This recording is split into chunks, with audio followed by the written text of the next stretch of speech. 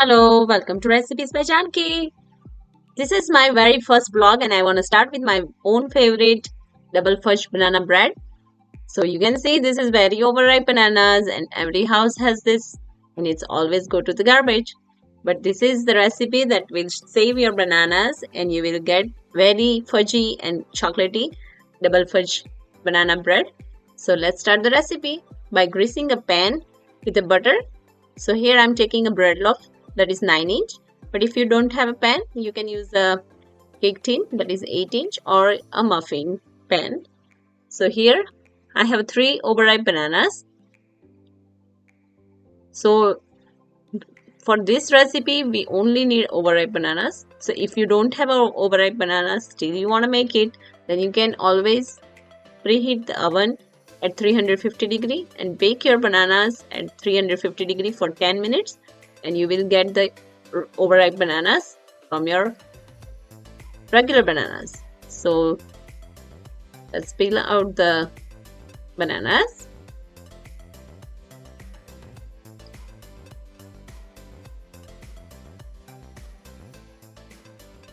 And now I will use a fork and mash it. You can use potato masher if you want, but the fork does that good job. So let's mash the banana. So you can see this is very good overripe bananas. So this is we just want to mash it until you can see like a paste. We don't want to, if there is any chunks left, then it's fine, it will be get cooked. Now next we will add a half cup of butter. This is unsalted butter and I have kept it at the room temperature, so that's how we can whisk it easily. And I'm gonna add 1/3 cup of sugar. So as because of the overripe bananas, we don't need much sugar, but if you want a little bit sweeter, then you can add a 2/3 cup of sugar. And now we will whisk it until we see it's become light and fluffy. So now we will add 2 tablespoons of yogurt. This is eggless version, but if you like to eat eggs with the eggs, then you can add 2 eggs instead. Now we will whisk it, all the ingredients well combined. Now we will add all dry ingredients here. So here first I'm adding 1/3 cup of cocoa powder. Now 1 cup of all-purpose flour, that is maida. Here I'm adding a 1/4 teaspoon of salt. So if you have used salted butter, then don't use the salt here. Just keep the salt. Now I have added a banana mixture, 1 teaspoon of baking soda, and here I have taken 1 cup of unsweetened chocolate chips. If you don't have chocolate chips, you can use the dark chocolate and just use the chocolate chunks, like the cut it in pieces, and you can add that too. And now I will be adding 1 teaspoon of vanilla extract and just give it a good mix. So you can use as much as you want, like your chocolate chip, there is no measurement, but I have used like total I have used 1 cup, and I have kept like 1/4 cup of chocolate chips on the side for the garnishing. And here I will be mixing all the dry ingredients very well. Just make sure there is no dry flour left. Just scrape the bottom.